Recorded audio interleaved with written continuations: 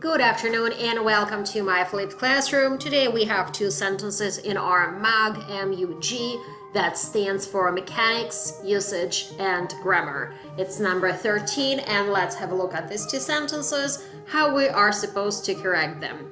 So sentence number 1 reads, it was overcast and drizzly, so we decided not to go to Hampton Beach. Well, let's start from the end. Hampton Beach. Hampton is the name of the beach, and of course we need to capitalize both words, H and B.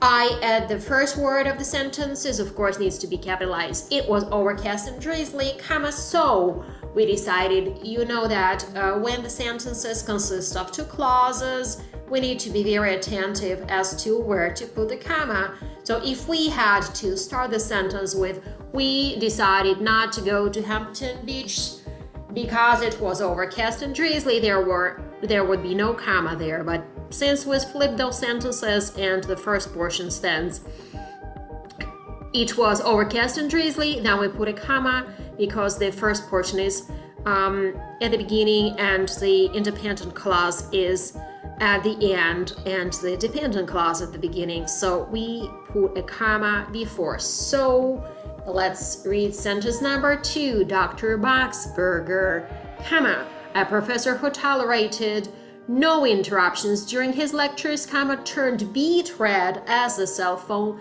in his jacket pocket began to ring. Well, of course, began stands for past tense from begin.